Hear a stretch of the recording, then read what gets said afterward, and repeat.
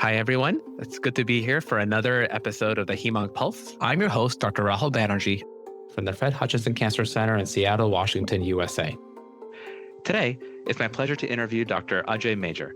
Dr. Major is an assistant professor of medicine at the University of Colorado School of Medicine. His clinical expertise is in lymphoma and other blood cancers, and his research interests include patient-reported outcomes. He's published over 65 peer-reviewed manuscripts, including several recent publications in the Lancet Hematology, particularly around toxicity reporting in clinical trials in malignant hematology oncology. Every story has a pulse. Let's check the vital signs of what's happening right now. Dr. Major, happy to have you here. Thank you so much for having me. So I know that you were part of this commission around toxicity reporting, maybe focusing on the clinician side of reporting toxicities, and then we'll pivot to the patient-reported outcome side. Can you just tell us a bit more about this panel, why it was convened, what your role was, what your recommendations were, and so forth? Of course, yeah. The Lancet Hematology Commission on Adverse Events was actually founded in 2016. They originally published their initial commission set of publications in 2018. It was headed up by Dr. Geeta Dhanarajasingham, who's at Mayo Clinic, who is a PRO investigator and expert as well. And actually, they did a follow-up in 2022. So this is the third set of publications in 2025 from this commission. And really what we have been focusing on with this commission is particularly in heme malignancies, is the space in terms of therapeutics has evolved so rapidly that the way that we think about what traditional toxicities are has also evolved tremendously. And so there's a number of priority areas that the commission is focused on, namely the measurement and assessment of adverse events, of course, patient-reported outcomes, but it's evolved even over the period since 2018. I mean, cell therapies, bispecifics, long-term AEs in people who've received these novel therapies, real-world toxicity. How do we use adverse event and PRO reporting in the real-world setting? So those are a couple of the priority areas that we focused on.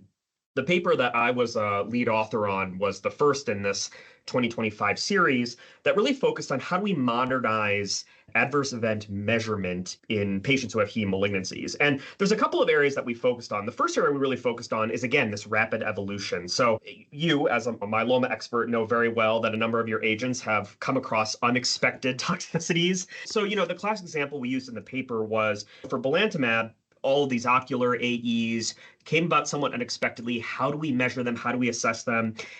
Basically what it involved is a multidisciplinary group of patients, investigators, ophthalmologists, you name it, coming up with this keratopathy and visual acuity, or KVA scale, to really be able to put this into clinical trials to assess these toxicities. That's kind of a microcosm for what we're dealing with, is that these agents, they get put in phase 1 trials, these toxicities emerge. We don't really have a good way of picking them up, either from a clinician perspective or a patient perspective, and we really need new tools to do that. So the first part of our paper really explores, there really needs to be trial-embedded infrastructure, even as early as phase 1 trials, that are dynamic adverse event reporting tools, so we can rapidly identify these unexpected AEs, and then amass the resources we need to actually figure out how to grade them. So another great example is like the CAR hematotoxicity score. It's like we have these patients getting CAR T, we're following them out longer, they're having prolonged cytopenias, they're severe, they're having infectious morbidity and even mortality.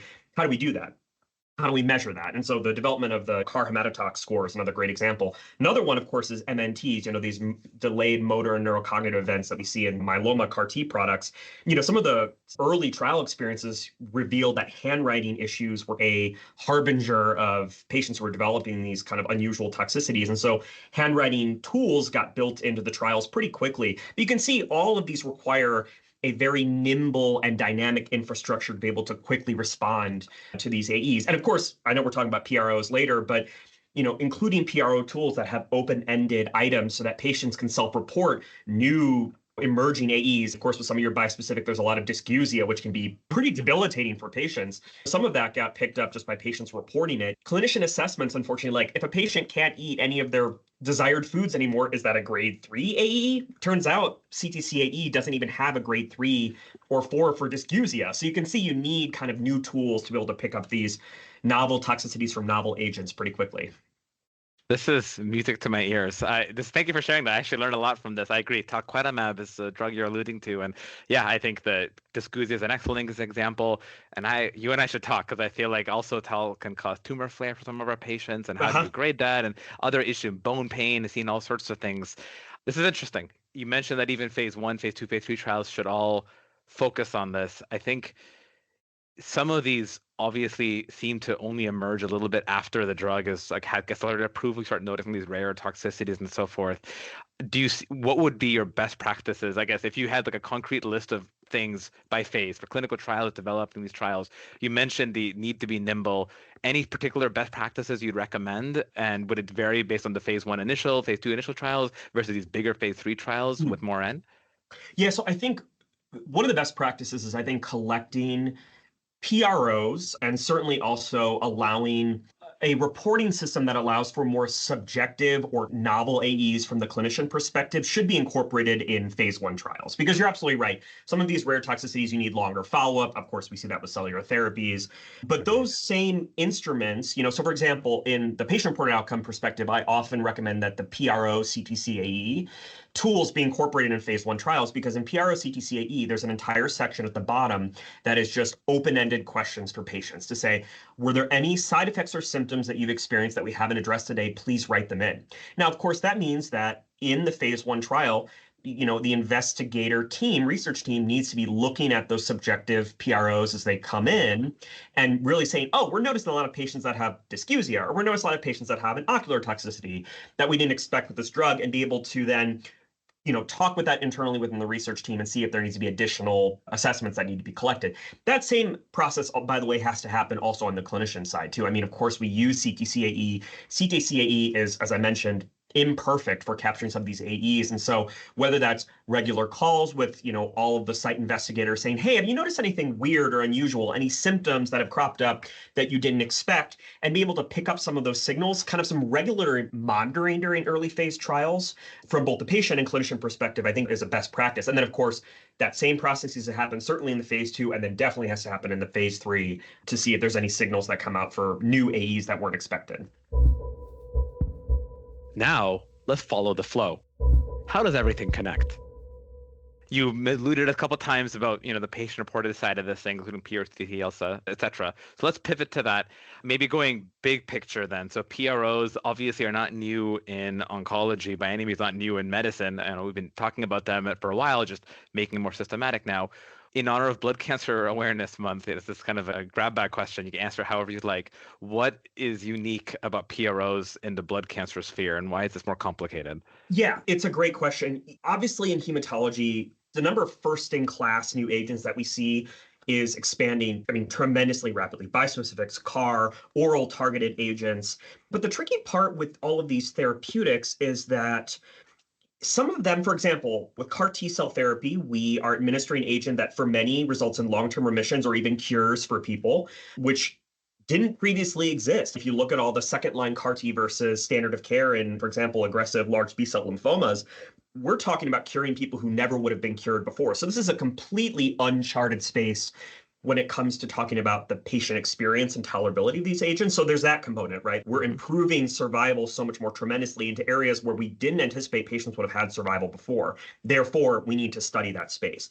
The other tricky part, of course, are these oral targeted agents. So I, in particular, love treating indolent non-Hodgkin lymphomas, and classic example being CLL, right? You put someone on a BTK inhibitor for lifelong therapy, that is then potentially decades of a patient's life that they're on a drug that may cause long-term, especially low-grade adverse events that may affect a patient's willingness to stay on therapy. I mean, the classic example is some of the early ibrutinib trials. Upwards of 42% of patients discontinued ibrutinib due to AEs, right? If these agents have tremendously improved our ability to treat these diseases, and really convert them into more like chronic diseases, we have to really understand what is the long-term symptom burden and how does it affect a patient's willingness to stay on therapy. So there's a couple of domains in heme malignancies, the long-term as well as this short-term new ability to create remission and survival that need to be studied. We need to be able to characterize what a patient is going to feel like and how they're going to function during these kind of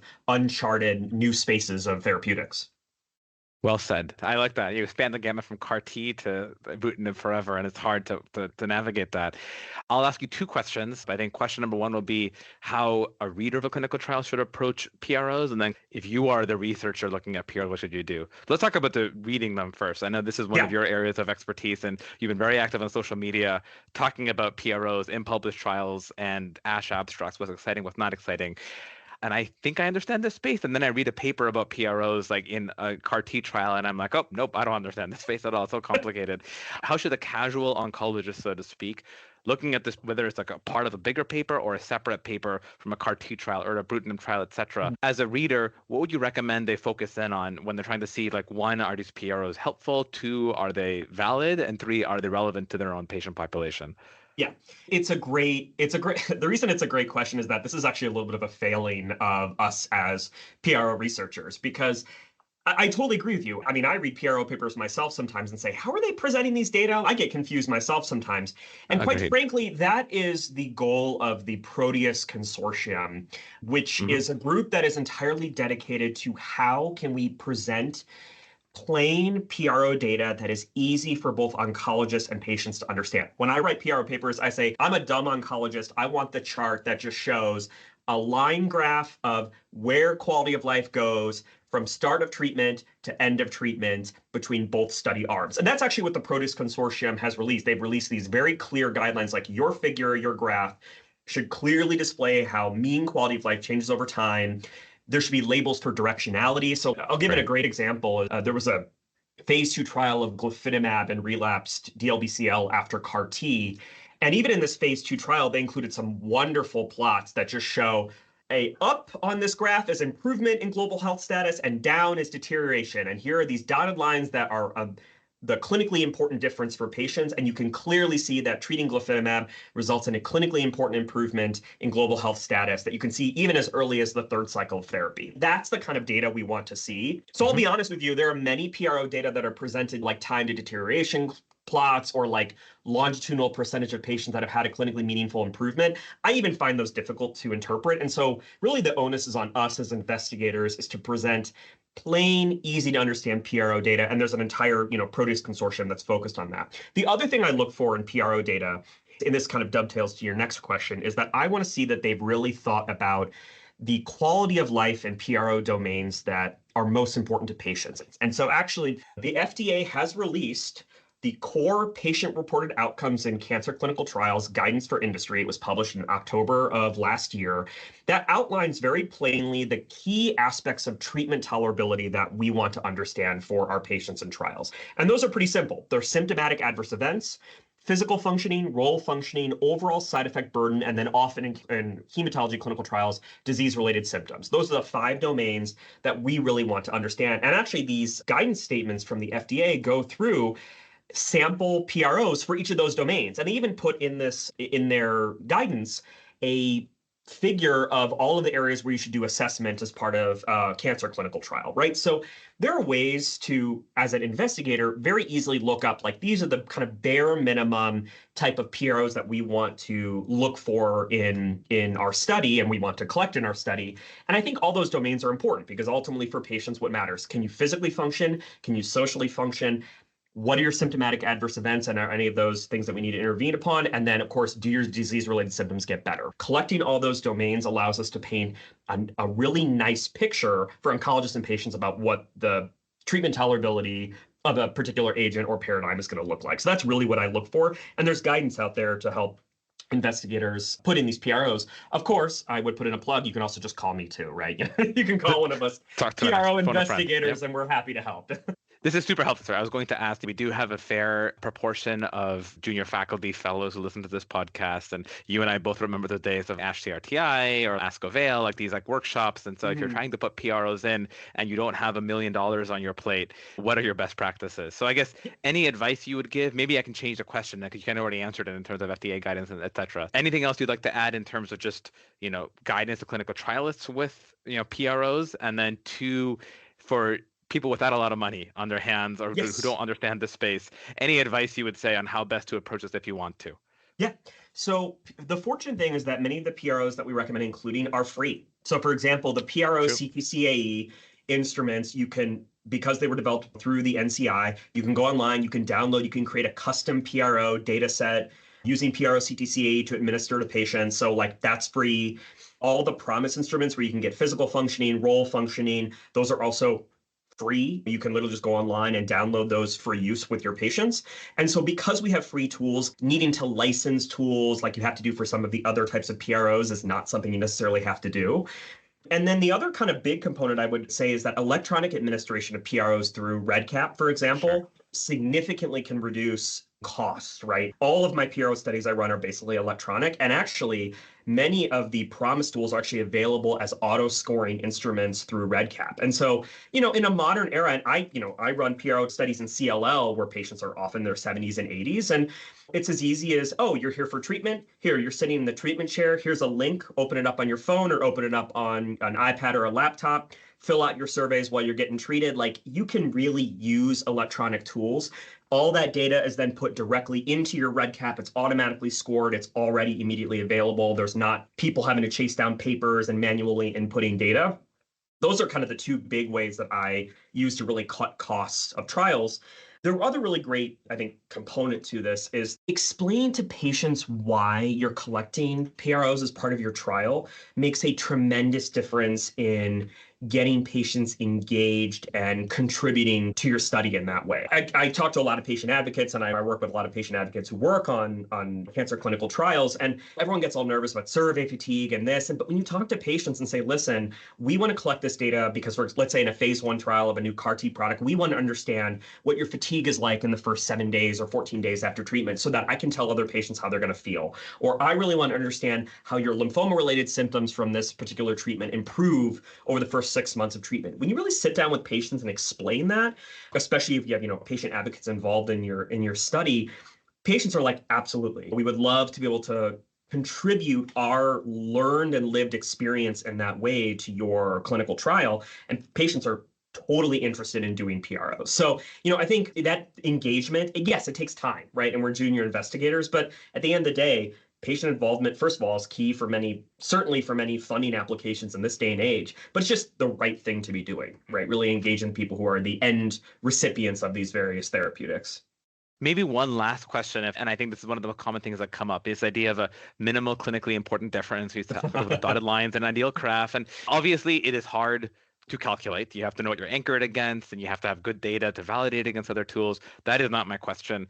Let's say you're a junior researcher or a reader, and you've heard at the MCID with the minimal clinically important difference for the PROMIS instrument, let's say it's 5 on T-score scale. Are there nuances? Is that the same for saying like improvement over time? You asked about time to deterioration. Is that 5? If at the MCID is 5, is that the same for patients over time, or comparing between patients to say that, oh, this group did better than that group, et cetera? Or is the MCID or whatever you say only relevant to one particular scenario? And if so, what? Does that question make sense? Yes, it does. As you alluded to, it's a very nuanced answer. Yeah. So my kind of perspective is we cannot let perfect be the enemy of good. Am I saying that right? When we talk about minimally important differences in interpreting PROs, right? So it is good practice and best practice really when you're designing any PROs in a trial is to look for if there's already been a published minimally important difference for a particular PRO instrument and to set that as a pre-specified component of your trial. Generally speaking, they apply these minimally important differences to the interpretation of you can do within patient differences and also between patient group differences using those. Generally, the way we think about it is usually there's a range. So let's say a PROMIS instrument, the minimally important range is 3 to 5. If you're looking at a single patient, do they get better or do they get worse? You generally use the upper end of that range. So we would use a minimally important difference of 5.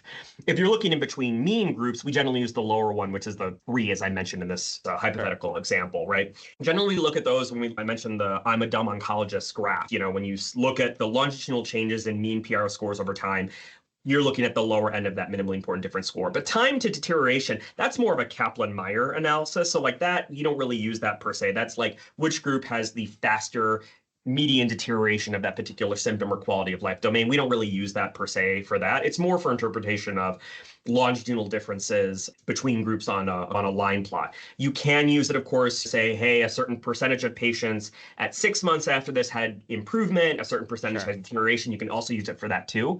Like I said, I generally don't get super, as a methodologist, I love to get in the nitty gritty, but when it comes to just brass tacks and just looking at the data, I just look, does it reach that threshold? If yes, there's a clinically important difference, and then we move on. A steady pulse keeps us moving forward. Let's talk about what's next. Any closing remarks or anything else you want to add about patient-reported outcomes, Blood Cancer Awareness Month, anything else I missed? I would say that patient engagement, including the patient voice in these trials, is so critical and provides such a wonderful context to interpreting the traditional primary outcomes of overall response rate and PFS and OS. And I would also say, especially for junior investigators, you can be creative, right? If you're wanting to study, hey, I want to study fatigue with this drug, or I want to study some unique symptom with this drug, you can do that. You're really, can forward the science of symptom assessment. And it doesn't stop at just symptom burden, right? I mean, we didn't talk about this too much. Financial toxicity, and time burden for patients, are all key components of the patient experience that we can assess as part of these trials.